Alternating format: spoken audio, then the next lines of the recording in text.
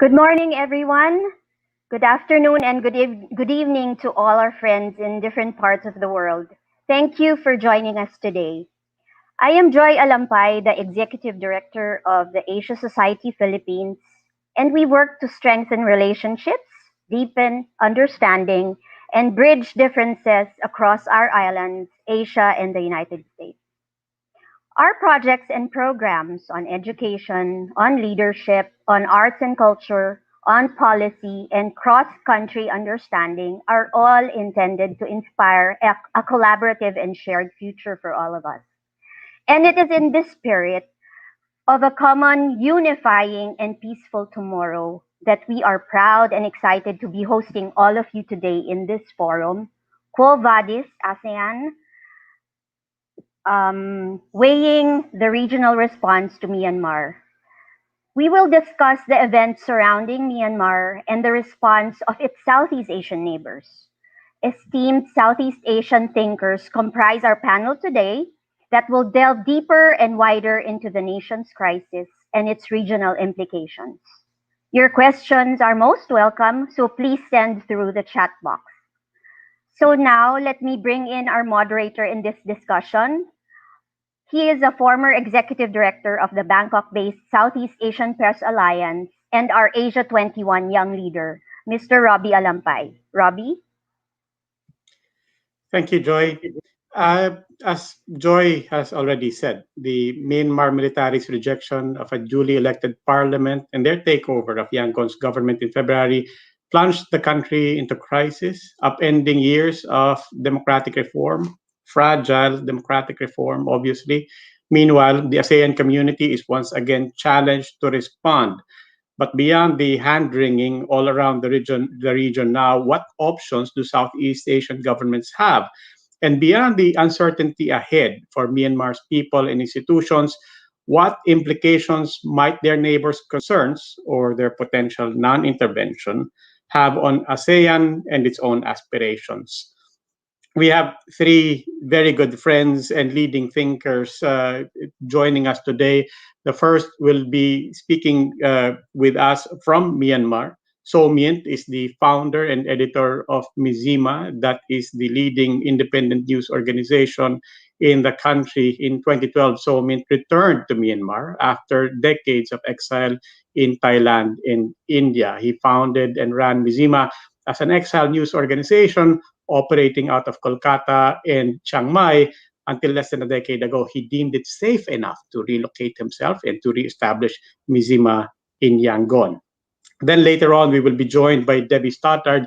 She is coordinator of the ALTSEAN. And ALTSEAN, if you don't know, speaks precisely of an alternative ASEAN network on Burma specifically. She is also the Secretary General of the International Federation for Human Rights. And then finally, we will have Professor Ajahn Titinan Pongsudrak. He is a professor and the director of the Institute of Security and International Studies in Bangkok's Chulalongkorn University. He has been a fixture in many leading news organizations worldwide. His opinion is sought by the likes of CNN, BBC, Bloomberg, Al Jazeera, and so on. And like myself, he is also an Asia Society Asia 21 young leader. So we'll start off a conversation. I've asked all of our speakers to just prepare a short 5 minute presentation, and then we will go straight into a conversation. We will bring everybody else in with their thoughts and insight. I wanted to start with Somin because this is how I envision this conversation. So it's a concentric circle of conversation, starting with what's happening on the ground in Yangon, and later on, Debbie will zoom out on what does this mean for the rest of ASEAN. And then we'll invite Ajahn Titinan to talk about ASEAN, but also what is ASEAN's aspirations on the global stage and what implications might these dilemmas pose, not just for Myanmar, but for our entire community. So, Somin, would you care to start Thank things you. off? How are things in Myanmar? And we're very happy, by the way, that you could still join us. Maybe put this into context. How are you joining us right now? Yes, thank you, Robbie. As you could see, you may know that internet in the whole country is completely shut down currently, and I am using international SIMs to get through to you and through to all of you. Uh, uh, so that is the situation now. The military regime continue to use the brutal force every day since the day one on 1st February to crack down the peaceful protest across the country, and more than 220 protesters have been killed and more than 2,200 people have been arrested so far as of March 18, according to AAPP, which is the association organization working for political prisoners in the country. And you would also know that the independent media is also being shut down. Five independent media, including Mizima of ours, has been the license has been revoked. Of course, Mizima TV channel, free to air TV channel, has been shut down from day one, from 1st February. And the leaders of the elected government, Nationally for Democracy, most of them are under detention, and cases one after another are being picked up, so that these politicians will be in prison for long time. And for on the streets, the regime forces, military and police. When we say police, in fact, many of these are not policemen and women as well. They are soldiers. who changed the uniform to police. They are using daily brute and fear to crack down the peaceful protests. But the peaceful protests of the peoples from all walks of life continue every day, despite this brute and fear use of the regime. We are receiving video footages, live streams, reporting of the peoples who are in different parts of the country every day. I think this is not a, fight between military or political party. For example, nationally for democracy or individual. For example, Aung San Suu Kyi. This is the fight for democracy and human rights between the military and the peoples from all walks of life, including armed ethnic organizations who are actively supporting the civil disobedience movement.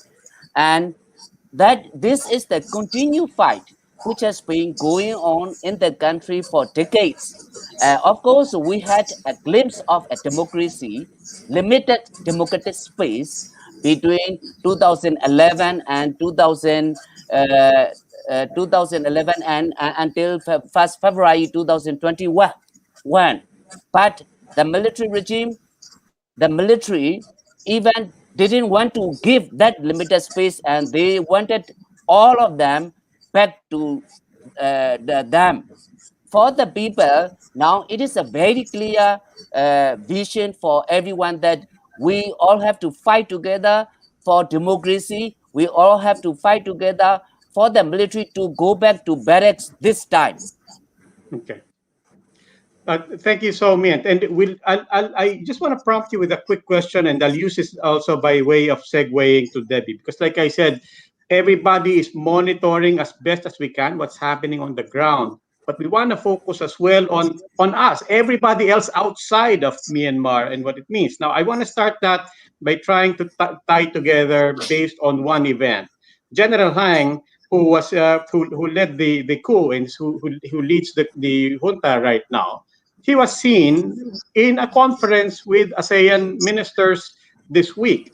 On the one hand, ASEAN has been prompting dialogue. ASEAN has been calling for sobriety, urging nonviolence and maximum tolerance. On the other hand, as we said, we now have the leader of the Burma building interface with our leaders in the region. What does that tell you about the engagement of ASEAN with Myanmar, its people, the crisis, and specifically the military junta?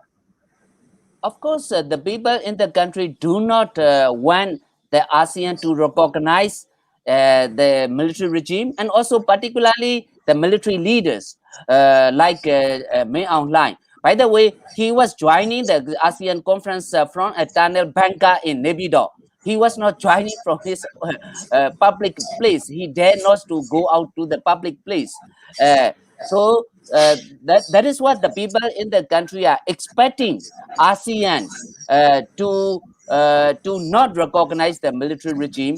And of course, there are individual countries that people here are aware, like Singapore, Philippines, Malaysia, Indonesia, who have come out strongly against the military coup in Myanmar.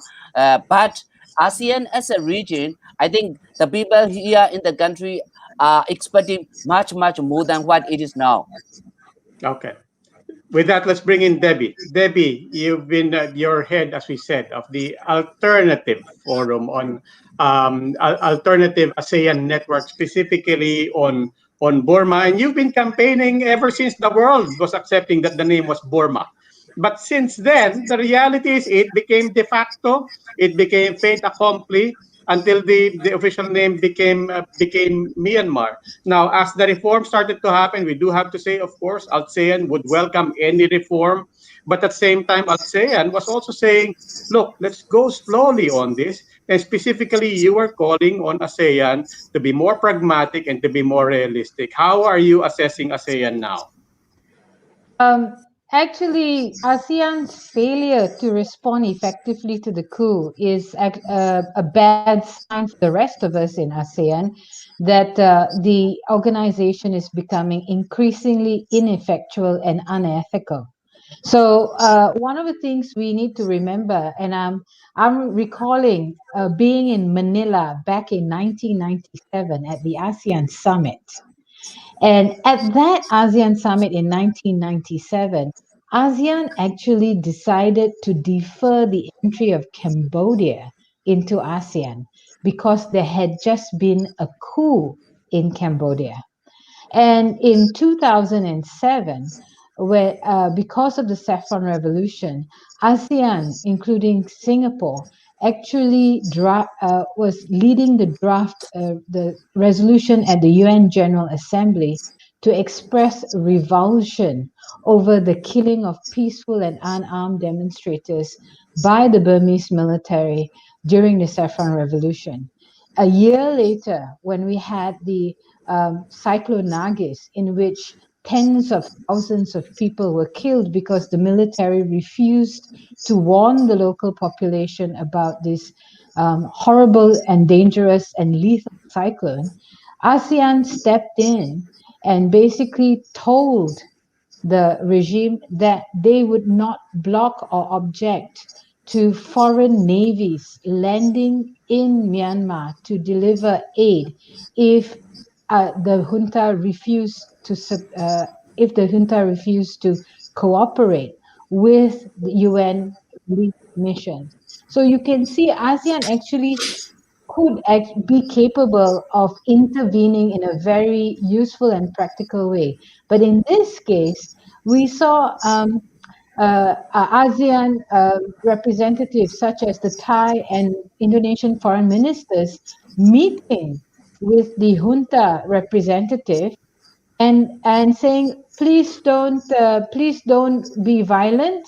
And 4 days later, and so when they had this meeting on 24th of February, 4 days later, the military junta actually had the most violent weekend, the most violent crackdown in the month of February. And in fact, every time ASEAN has been saying please don't be violent, the military has actually increasingly turned the country into an urban war zone. So we are actually it's kind of embarrassing because we just wonder what is ASEAN up to. And on top of that, to add salt to the wound, they actually welcomed the junta leader, Senior General Min Aung Hlaing, into an ASEAN defense ministers meeting. Come Mm, on, what do you want them to do? What, is ASEAN basically saying to the military, go ahead and kill everyone, we don't care, we'll still welcome you into our meetings? mm, That's ridiculous. And mm, of course, this is the most illogical and impractical approach, given that ASEAN is essentially the front line of what's going on in Burma. The human security impact on this region is going to be felt for years to come if ASEAN still drags its feet on addressing this issue. They won't even call it a coup. They keep referring to the situation in Myanmar or the events in Myanmar. Well, it's an event to kill people in the streets? At the moment, the military is actually turning Yangon into an urban war zone. Why? Because the civilian committee, the committee representing the people's, the national parliament, has set up a civilian government. And in Yangon region, it's established local civilian administration units in 44 out of 45 townships. So Yangon is now the stronghold of CRPH. Therefore, the military has decided that this is open season on Yangon.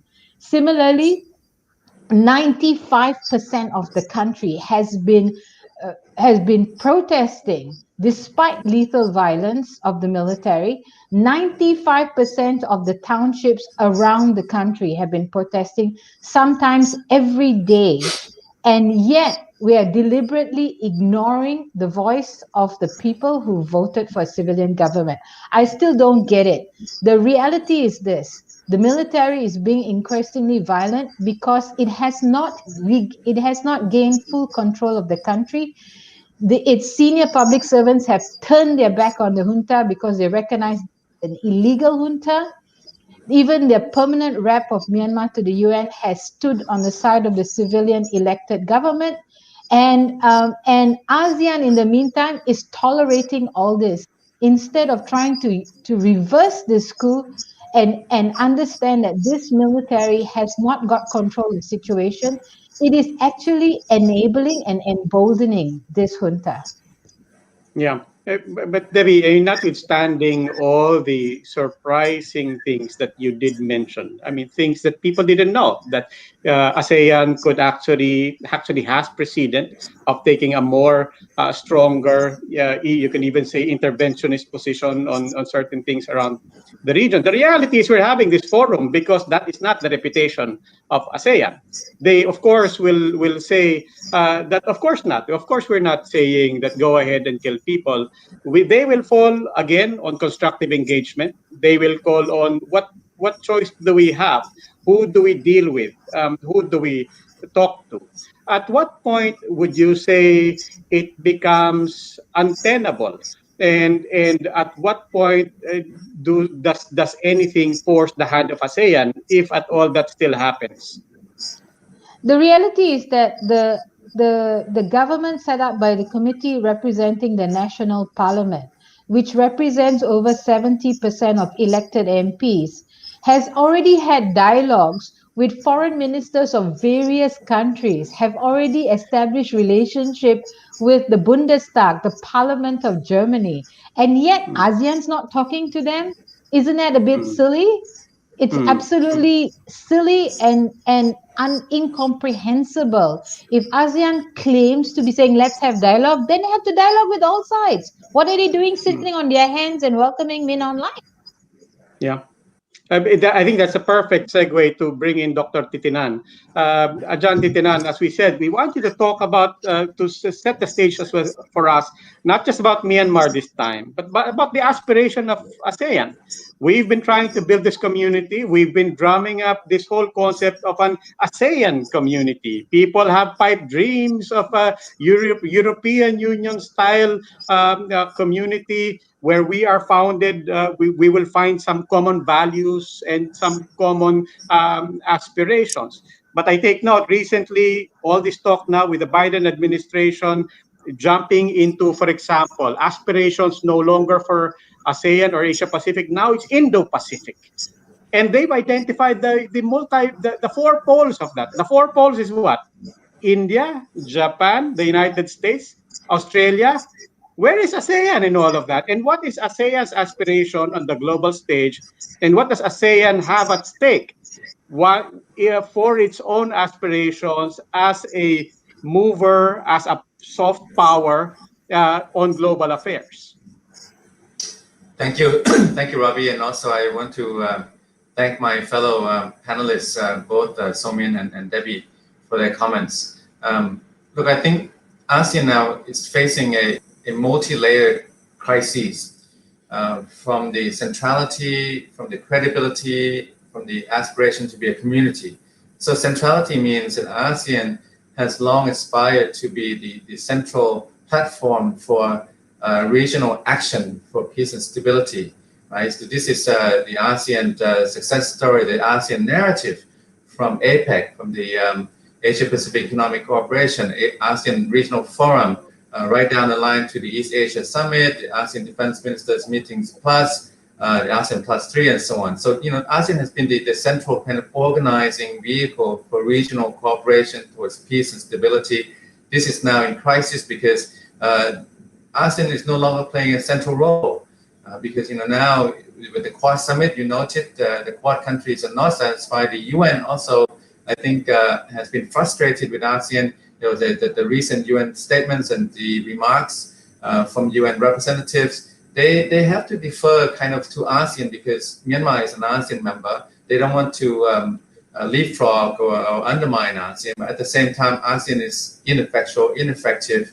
And then you go to the credibility issue. You know, this means that ASEAN is not credible if we cannot deal and address the issue, the crisis in Myanmar. And also, you know, we have to realize too, Robbie, that what the Myanmar military has done has been abrupt. It was an overnight kind of coup that caught many by surprise, but in the process, they have lowered the bar.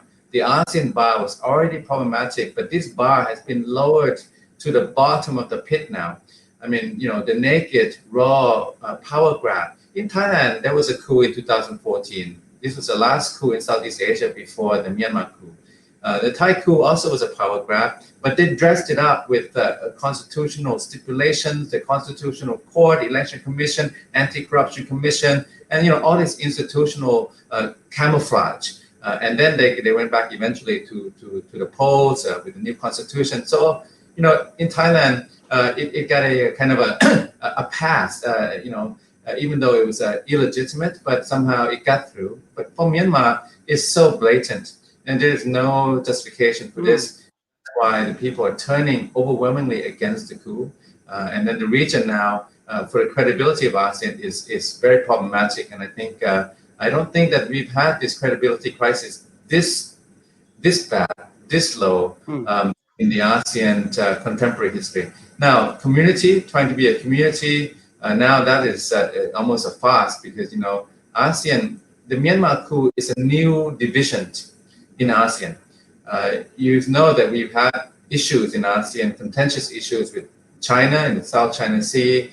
China has built and weaponized its artificial islands against the interests of the other, parties, countries, Philippines, Vietnam in particular.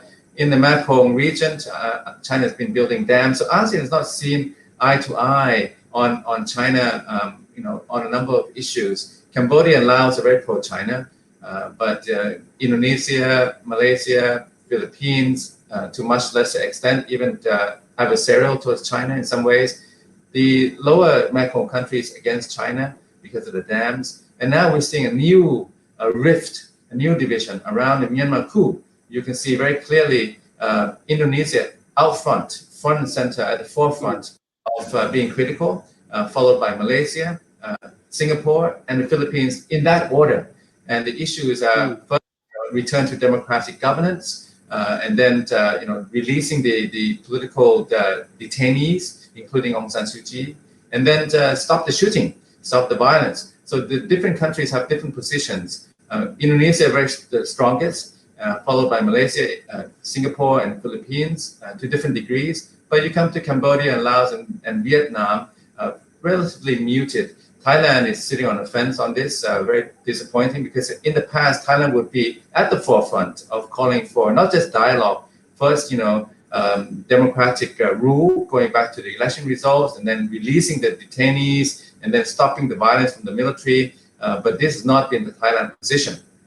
Thailand has kind of gone a little bit a way of saying maybe stop the violence, but nothing beyond that. So now, as a community, this is a big crisis for ASEAN. I think moving forward, we have to be prepared for a very darkening situation in Myanmar, and it's going to undermine the ASEAN entity as such.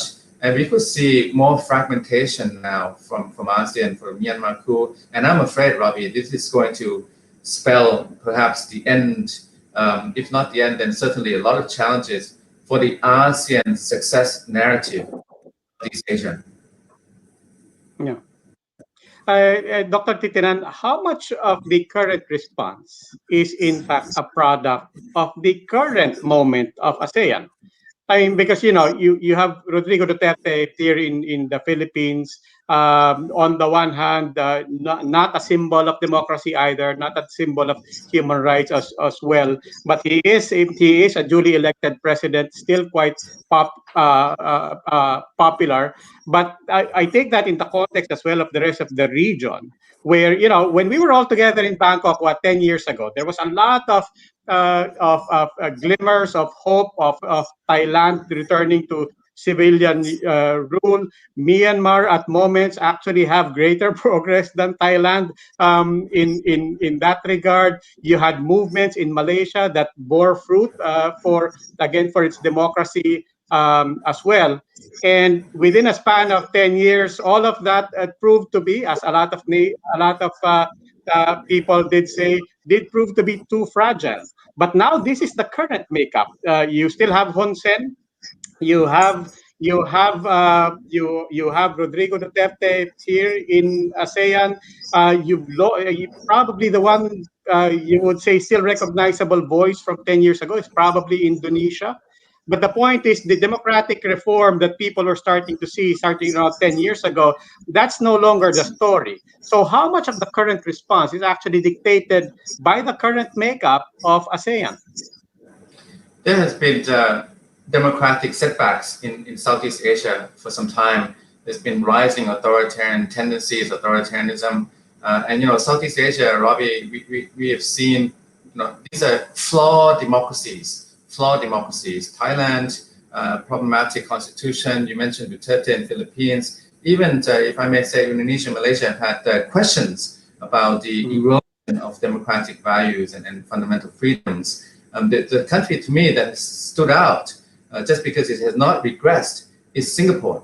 The rest have regressed to different degrees. Now, the problem with Myanmar, the military regime in Myanmar now is not moving from a flawed democracy to a more erosion of democratic values, but it's the overt, blatant, overnight military dictatorship. So, this is just a stark contrast. They don't make any pretense about repression, about stealing the popular mandate. The other countries, flawed democracies, but they have a process. I mean, Prime Minister Hun Sen in Cambodia, for example, they took the trouble of dissolving the opposition party and finally exiling and slapping them with in absentia. But there's a process, very flawed processes of legal persecution. But in Myanmar, it's just very raw and overt, and that's why they have a lot of problems there now, the military.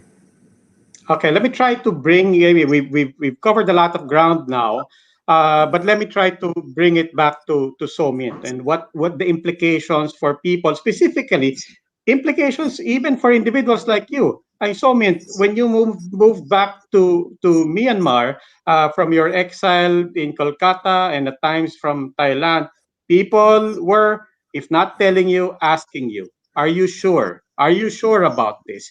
Then certainly you must have seen things, infrastructure, let's call them, for democracy or at least for reform in Myanmar that gave you some confidence. But what was the infrastructure or the developments and the mechanisms in ASEAN itself, if any, that added to that confidence that, no, this is worth the gamble at the very least? Did you see anything in ASEAN at that time? And do you see anything in ASEAN right now that's missing? One between the period between like 2011, I will not say 2010, 2011 to 2021, like 9-10 years. I think ASEAN for Myanmar is for the economic issues, the business relationship between Myanmar and members of the member countries of the ASEAN. So where we had a good time, I must say, between Myanmar and ASEAN countries on economic business relationship. But all the history, the decades have proved that ASEAN, when it comes to political questions like democratic values, ASEAN is not, how could I put it? ASEAN is not a model or not a organization that peoples in Myanmar look into or look up for inspirations. Of course, individual countries are there within the ASEAN, but not as a grouping. That is one. And also, we also have to remember that it was ASEAN and even to some extent international community and even country like India used to say it was the military in Myanmar, which is the strongest institution, which could prevent the disintegration of the country, Burma, Myanmar. That was the excuse, so-called excuse that the countries in the region used to tell us. And the military, you need the military, you need that strongest institution, because otherwise Myanmar, Burma will be broken into pieces and disintegrate into different countries. You would clearly see now, particularly, that is what I would like to tell to the ASEAN countries, that it is the military now which is going to integrate the country into pieces. It is not the people. People are united. There is no excuse of military to be able to prevent or trying to prevent the disintegration. So I think that these have the people here in the country have proved again and again that the people want democracy and human rights. It is the military which try to suppress it in all what they have now. So that I think these have to be clear. If you are going to ask me about what the people here want, if I read the wishes and demands of the people on the streets during the protests, you know what they want. They don't want statements from ASEAN anymore. Whether it is coincidence or not, when there is a statement from ASEAN, the next day or immediately a few hours after that, there are more killings on the streets. They don't want, please don't issue any more statements. Otherwise, we are worried about, we are scared about more killings afterwards issuing the statements. Mm. We want ASEAN to stand on principles. We want ASEAN to stand with the people. We want, for example, ASEAN could work with Quad, Quad, to look into solutions of the problems in Myanmar, Burma, Myanmar, or even in the region. Yeah. I mean, Debbie, you mentioned that as well earlier, that the more that somebody takes a position, the following day we anticipate violence. Now, clearly, from us looking out, from the outside looking in, we look at that clearly as, oh my God, they're sending a strong, bloody message to the people of Myanmar. But given what Somian said, is this in fact messaging as well to ASEAN? I think the thing is that the way ASEAN says don't be violent, they will be like, please don't be violent. The way they express themselves so softly and diplomatically, it sounds as though they're just simply giving lip service. For example, after the informal ASEAN ministerial meeting in on the 2nd of March, Singapore, Singapore's Lee Hsien Loong gave this very impassioned, compassionate plea on TV saying, this is tragic, don't kill, this is not the right thing to do. But then he also said, no need to sanction Myanmar. So basically, from the military's ears, they're saying, you will not be suffering from any consequences if you kill your people. So just, please try not to kill them. But on the other hand, if you want to, don't worry, there's not going to be a problem. But actually, that's the way Mm. ASEAN expresses itself. And the reality is that we actually adopted a charter in 2007. ASEAN has a charter. Before that, it also still has the Treaty for Amity and Cooperation. And this is part of a mission by the late Surin Pitsuwan to turn ASEAN into a rules-based organization, the same way Mm. that other regional bodies such as the African Union, ECOWAS, EU, the Organization of American States, the way they have rules rather than this sort of soft consensus is for sake of convenience. And we haven't Mm. actually proceeded on that. And the Mm. reality is this: ASEAN already showed its lack of regional leadership when it came to COVID. Last year was an ASEAN nightmare. We didn't see regional leadership, we didn't see coordination. It was basically every state for itself. And now we're seeing that same pattern when Mm. it comes to the unresolved coup in Burma, Myanmar. What that's saying to me is this: we are screwed in this region when it comes to climate change, when it comes to dealing with this pandemic. Basically, if anything happens in this region, we cannot rely on ASEAN.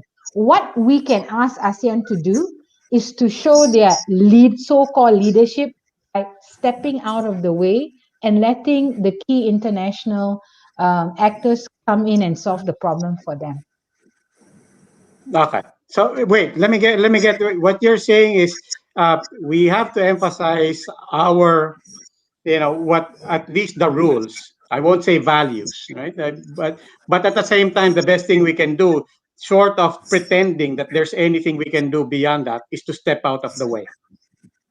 I think so. I think, when it came to the Paris Agreement resolving Cambodia, when it came to Timor-Leste, addressing what happened in Timor-Leste, it was ASEAN saying, okay, UN Security Council, okay, US, whomever, come work with us. We will claim a little bit of space to try and get some credit, and you include us as a form of courtesy, but you do all the work.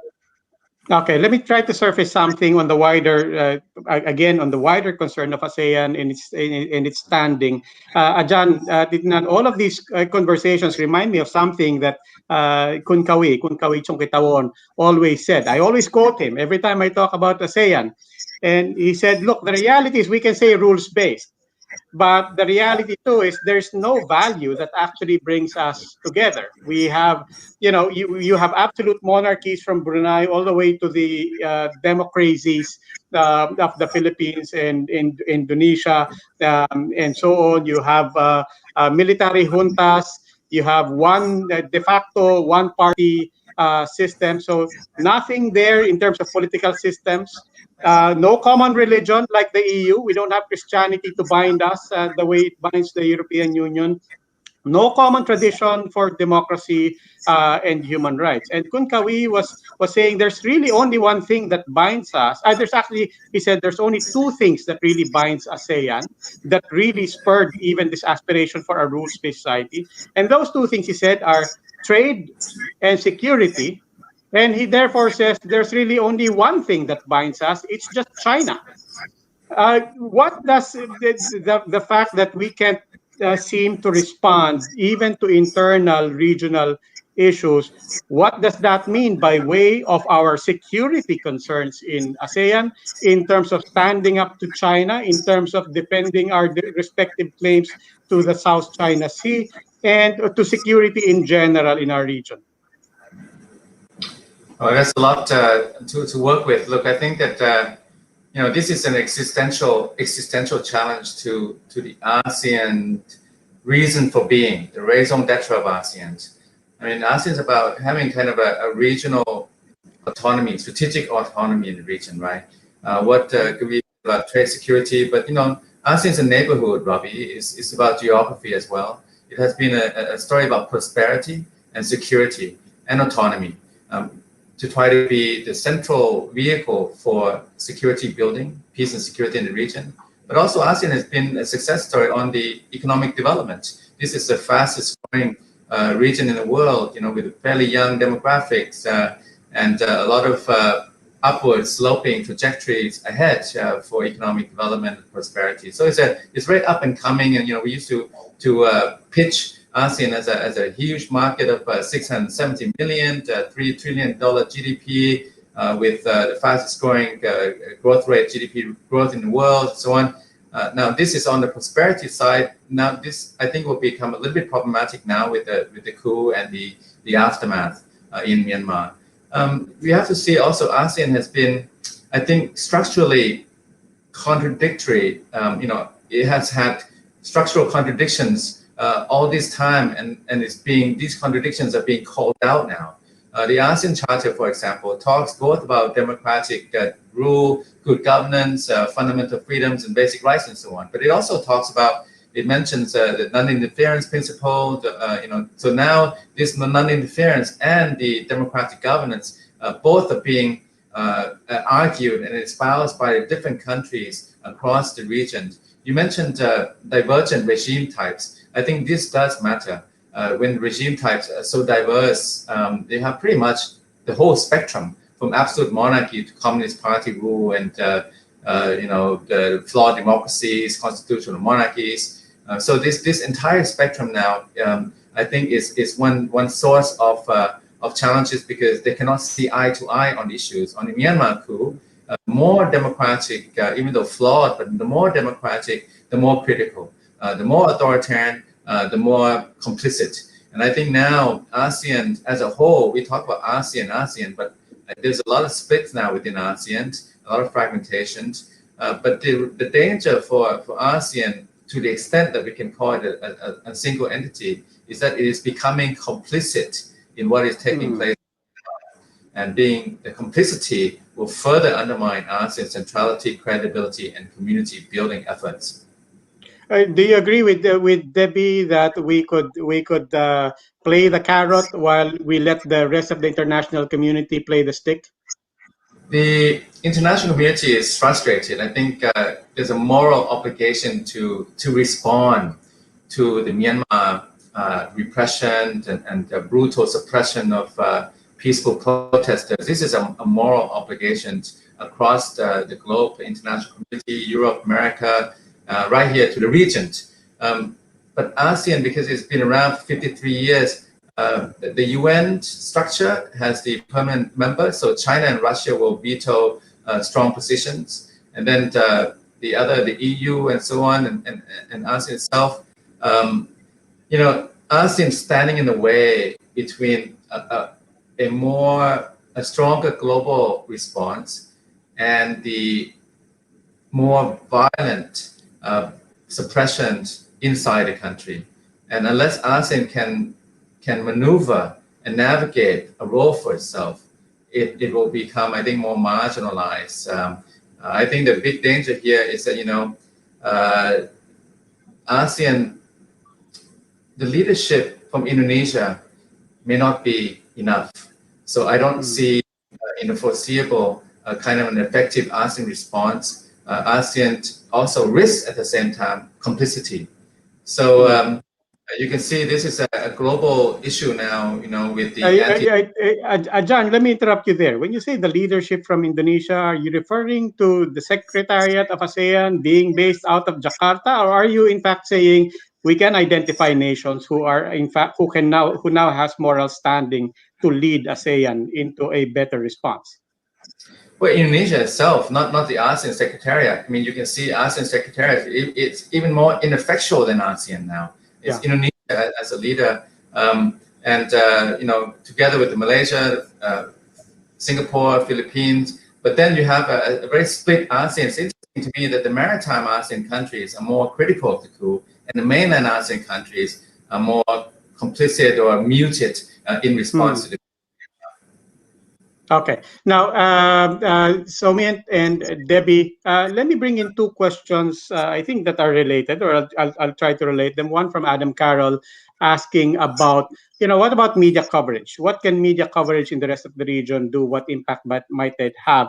And also, another question from Antonio Villasor. How can we support Myanmar for freedom? And basically, when he says we, I presume he's talking about us, about the people. Now, for both Adam and Antonio's questions, I think it highlights the fact that we keep talking about ASEAN as our governments and as our leaders. But if we look at ASEAN as a community, as the people, as the different sectors, as civil society, as even the private sector and business and certainly media, what can be looked at there? And are we, in fact, a community on the people-to-people level? But let me throw those questions to you. What can the ASEAN people do, not just for Myanmar, but for this whole aspiration of being a neighborhood? Somi, do you want to go first, or shall I? No, you please go. Go Okay, first. thank Debbie. you.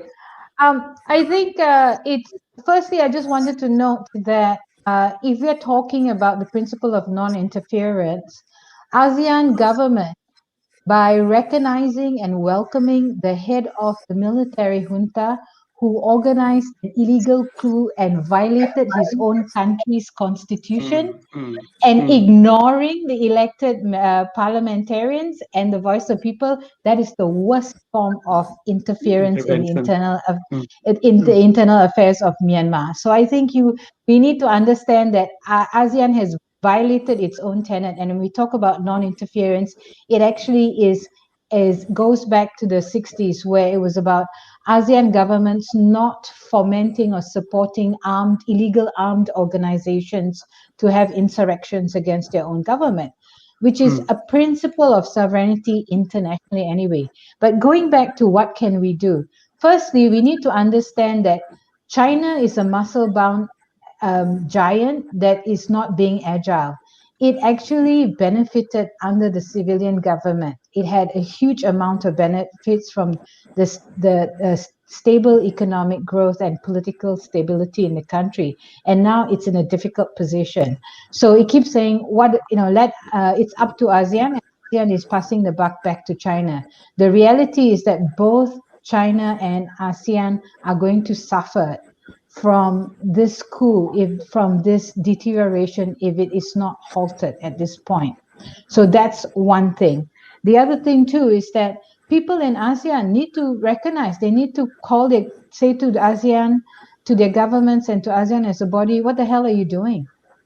you know um, the business community, some of the business community have already started being very cautious because they recognize that there is a strong possibility of sanctions being imposed on military companies in Myanmar, and that they have obligations under the UN Guiding Principles on Business and Human Rights, and to protect their own reputation and to avoid legal risk. They need to actually start thinking quite carefully about their business engagement in the country. And we've already seen the movement getting very frustrated with companies that are seen to be supporting the junta. We have a domestic movement against military companies in Myanmar, and I think at the very least, we need to support the voice of the people. Now, the UN Security Council has 2 permanent members who are standing with the junta. But we also have to recognize that on the ground, people are calling for even blue helmets to come into the country to protect the people. The women's organizations, the women's movement are calling for Security Council to refer Myanmar to the ICC for their crimes. At the very least, the compromise position should be that the Security Council sends a delegation to try and diffuse the situation. And I think ASEAN needs to actually put that proposal forward and support that proposal to bring Security Council into play, at least as a mediator and investigator in the situation, to try and dial down the violence. Okay. Somin? Yes, if I'd like to touch a little bit about media. First of all, inside the country, despite the military's crackdown on media, the independent media continues to fight it back. We publish and we broadcast online television channel as it was before the coup. Of course, through a lot of difficulties and challenges and risk. We are now, I think, the only country where we don't have a private newspaper, print newspaper published in the country. But we do have independent media covering the situation, what is happening on the ground. The media inside Myanmar, Burma is doing its own work. For what should be done, what the regional media should be doing, in my opinion, of course, one is to continue to spread the news and information about what is happening in the country, in Burma and Myanmar, through their own media outlets. But also, there are many other things the regional media colleagues could do. For example, if you look at South Korea situation, South Korea, North Korea, where there was a lot of activities at one stage where the people across the border from South Korea have to use balloons to drop the radios because South Korean regime didn't or doesn't allow the radio for the people inside North Korea. So South Korea people have come into such kind of activities to extend solidarity with the peoples in North Korea. So same thing, I think there are many things the people, the regional media colleagues could do for Burmese journalists and media personnel in terms of providing providing things necessary so that we can continue our work. Hmm. Okay, we're near to spending going a bit longer than our designated time. I hope you don't mind. But I'll prompt you with this question. Let me start with the title of our forum, Co Vadis. I think it's perfect. On the one hand, it asks a question, which way are we going? On the other hand, it's a statement, same way. And because really, as different as all of this seems, it also still feels same but different, right? I mean, the reality is we were talking about existential threats to Burma with every coup in every nation. We've been talking about we've been talking about ASEAN losing its way every time there is a crisis on which they do not intervene, and they do not have a voice. But as you pointed out, Ajahn Titinan, we're way past 5 decades now. ASEAN started off as a containment strategy, really as an anti-communist movement. It's grown, and at every turn, for all its flaws and all its imperfections and all its shortfalls, and I think we've made the point that there is a lot.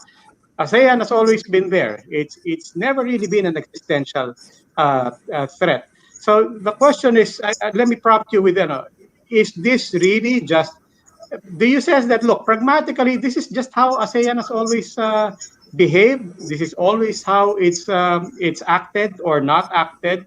And for better or worse, it works for itself, for its own existence. Or how serious are we when we say that, no, things have to change? Otherwise, this becomes not unethical, because Debbie already made that point. You've all made that point. Not immoral, not undemocratic. But the question is, at what point does it become actually unsustainable and untenable, the ASEAN way? Ajahn Titanan?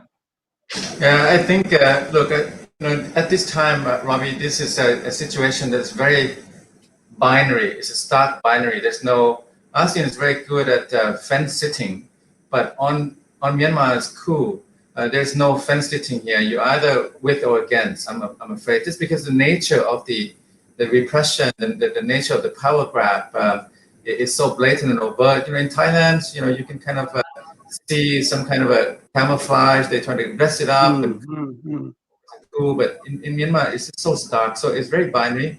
For ASEAN, I would just note that what the regional media can do is a lot of social media activism is taking place. I think the social media platforms are channels to mobilize voices in support. And I also think that the younger people across ASEAN could very well be the solution or the savior of ASEAN. If you look at young demographics in the Philippines, Indonesia, even Vietnam, certainly Cambodia, and in Thailand and Myanmar, these young people have a certain preference for lifestyle, for the way of life that is not consonant with authoritarian rule. So if you want to work on something, I think we should be working on young people across ASEAN. ASEAN itself, I don't see it breaking up.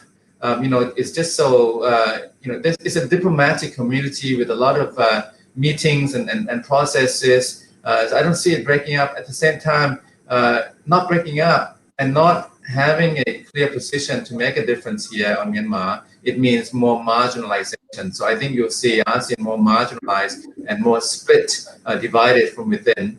And you can see that, all the original members, Robbie, they're more in line on Myanmar than the newer members. All the members, original members being Indonesia, Thailand, Philippines, Malaysia, Singapore. Thailand a little bit subpar now, but by and large, these original members would be more critical of the coup in Myanmar than the new members. Okay. Debbie? I think I agree with Titina, and I think this region will move forward because of the young people, because of activism, because of principled action.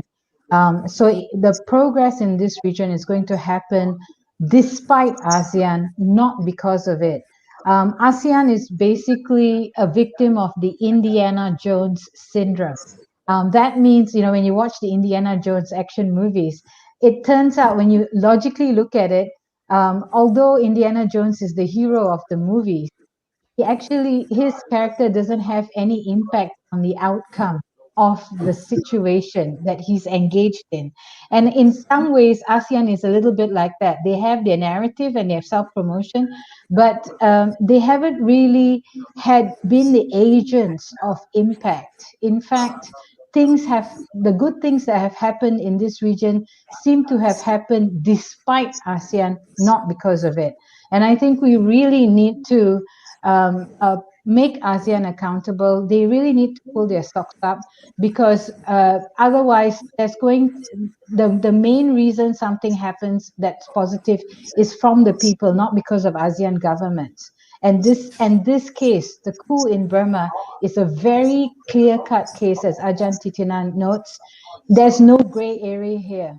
So ASEAN has to choose. Okay. Kosomian. Oh, just one message. The clear message from the protesters and democracy movement in Burma, Myanmar now, I think it's reflected with the message of the young protesters, particularly who are leading in different categories and in different parts of the country.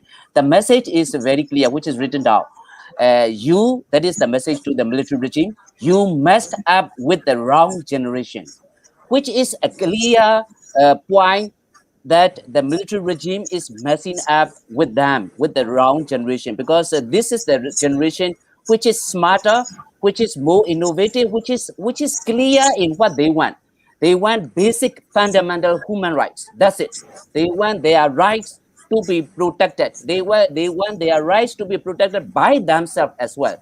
So I hope the leaders in ASEAN governments or ASEAN as a whole will take note of that message. You don't mess up with the wrong generation. That is the message. Okay. And with that, it's been we're over time. We'd like to thank Ajahn Titinan, Debbie, and Koso Mint, Jesu Tenbade. I'm.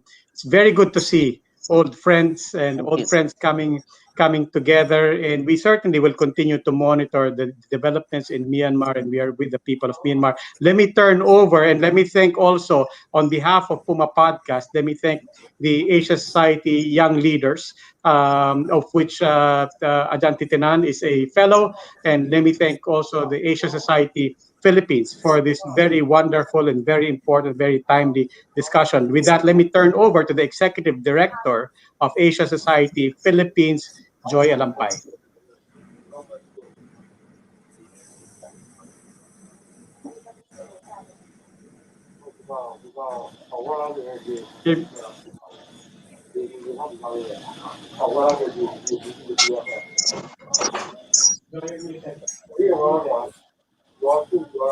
Sorry about that. Let me restart by saying thank you, Debbie, Somit, and Ajanti Tinan, all kindred spirits and friends in Southeast Asia for your input and time today. We thank you to our media partner, Puma Podcast, and my entire team in Asia Society Philippines, Pam, Pat, and Kit, all from our programming.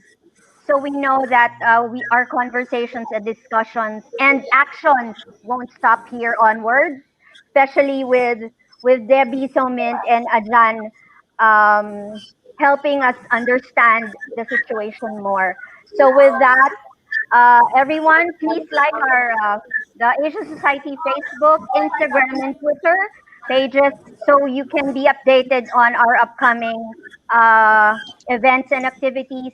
Next week, we bring you to India when we celebrate the Holi Festival with a yoga talk, a yoga session, and two chefs from the Philippines and India comparing their culinary talents. So, again, good afternoon and good night. Stay Thank safe and you. stay healthy. Thank you. Thank Thank you. you. Take care, everyone. Jesu, Jesu Stay Best, Yeah. Jesu Take Best. care. strong. Thank you very Thank much. you. Marikap, Thank Marikap. you. Thank Bye. you. Thank you.